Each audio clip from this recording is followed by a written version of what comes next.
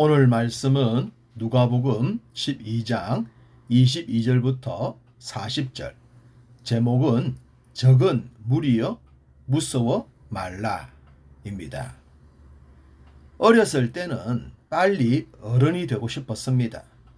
그런데 어른이 되고 나니 어릴 때가 더 좋았다는 그런 생각을 할 때가 있습니다. 물론 제 개인적인 입장에선 어른이 더 좋지만 말입니다. 사람들이 이런 생각을 하는 것은 상황은 언제나 상대적이기 때문입니다. 아이가 어른이 되지 않았을 때는 어른의 고충을 모르기에 빨리 어른이 되고 싶어 하죠. 실상 어른이 되어 보면 아이 때가 얼마나 행복했었는지를 실감하게 됩니다. 제가 몇 주 전에 말씀드렸던 내용을 기억하십니까? 초등학교 1, 2학년 정도밖에 되지 않는 아이가 자기 친구에게 우리 유치원 다닐 때 그때가 좋았는데 맞지? 했던 얘기 말입니다. 유치원과 초등 1, 2학년이면 불과 몇 년 차이도 나지 않습니다. 그렇지만 무거워지는 책임에 애들도 그런 얘기를 해요. 왜 이런 말씀을 드리느냐 하면 믿음의 성숙도 때문입니다. 성경에 기록된 주님의 말씀을 받노라면 진짜로 성숙한 믿음의 사람이 되고 싶다는 생각이 듭니다. 빨리 어른이 되고 싶은 것처럼 말입니다. 어른이 되면 어깨가 더 무거워지겠지만 그게 어른의 맛이지 않겠습니까? 성숙한 믿음이 된다면 무거워 보이는 말씀까지도 아멘으로 감당할 수 있기에 주님이 원하시는 그런 성숙한 자리에 빨리 오르고 싶다는 생각이 듭니다. 가령 이 말씀 앞에선 더더욱 그러합니다. 22절 또 제자들에게 이르시되 그러므로 내가 너희에게 이르노니 너희 목숨을 위하여 무엇을 먹을까? 몸을 위하여 무엇을 입을까? 염려하지 말라. 무엇을 먹을까? 무엇을 입을까를 염려하지 말라는 말씀 앞에 온전히 아멘 할 수 있겠습니까? 정말 쉽지 않습니다.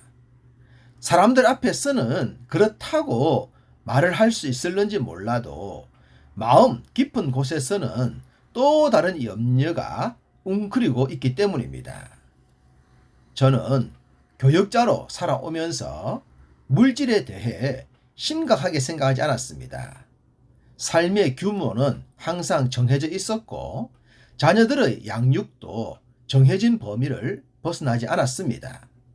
그렇게 수십 년을 살아왔지만 이제 은퇴가 멀지 않았다는 그런 생각을 하니 그때가 살짝 염려가 되는 것이 사실입니다. 지금까지는 사택 내지는 교회에 후원이 있었지만 은퇴를 하면 그것도 없어지겠죠. 지금이라도 준비해야 되겠다는 생각에 석 달 전부터 최저의 국민연금을 넣었습니다. 그나마 감사한 것은 제 의지와 상관없이 들게 된 교단의 은퇴 적립금이 있습니다. 교인이 줄고 목회자도 줄어서 정상적으로 나올는지는 모르겠지만 그나마 그것이라도 있는 것이 다행입니다. 이런 현실적인 문제를 생각했을 때 무엇을 입을까, 무엇을 먹을까를 염려하지 말라는 말씀 앞에 온전히 아멘 하기가 쉽지 않다는 겁니다. 물론 이런 얘기도 믿음 없는 목사의 푸념처럼 들릴 수 있을 겁니다. 우리 주님은 머리 둘 곳도 없이 사역하셨는데 그에 비하면 부끄러운 고백이지만 말입니다. 현실은 언제나 누구에게나 녹록하지 않습니다.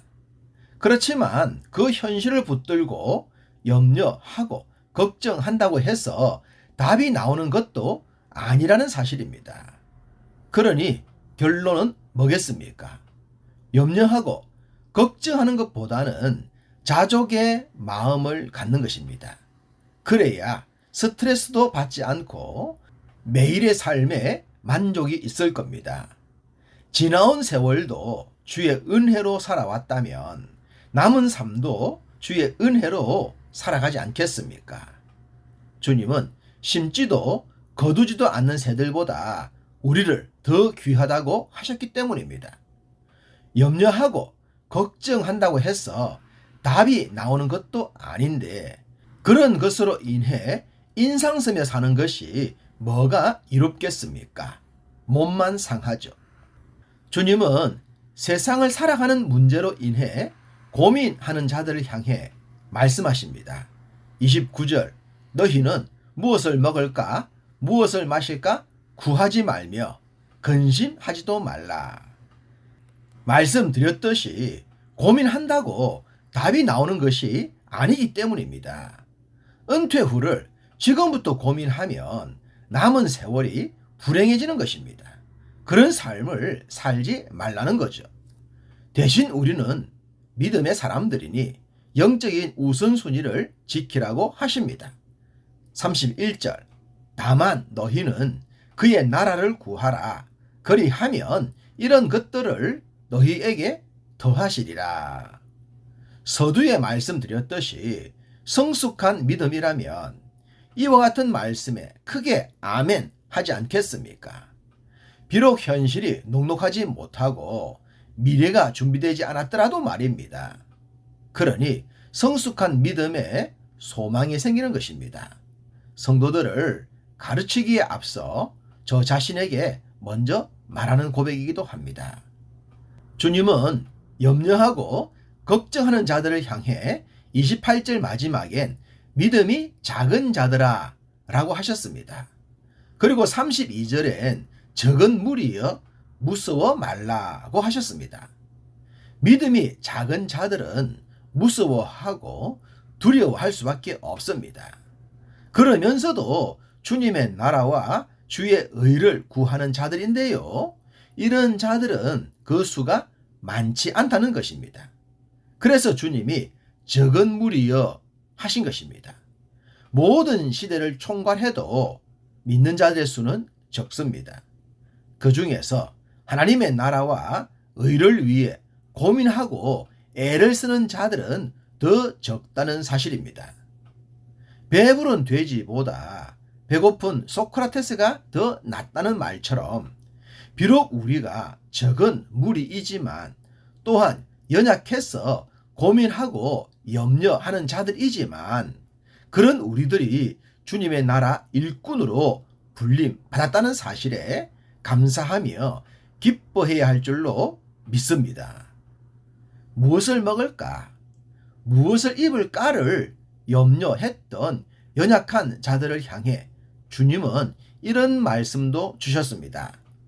너희 소유를 팔아 구제하여 낡아지지 아니하는 배낭을 만들라. 곧 하늘에 둔 바 다함이 없는 보물이니. 있는 것까지도 팔라고 하십니다. 너무한 것 아닐까 싶겠지만 반전이 있습니다. 그 돈으로 낡아지지 않는 배낭을 사서 다함이 없는 하늘의 보물을 가득 담으라고 하십니다. 할렐루야! 육적인 돈을 팔아서 영적인 보물을 사라는 말씀이죠. 이런 보물을 가진 자, 염려와 걱정보다는 감사와 기쁨이 충만하지 않겠습니까? 우리가 그 길을 가고 있는 겁니다. 이와 같은 주님의 가르침에 순종하는 자들은 허리에 띠를 띠고 등불을 켜고 서 있으면서 기다리는 사람과 같습니다. 소위 혼인식을 기다리는 사람의 모습인데요. 이것 또한 영원한 천국의 혼인잔치를 상징하지 않겠습니까?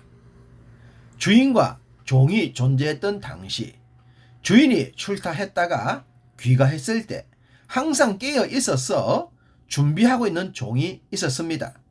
그 종은 당연히 복된 결실을 거두지 않겠습니까?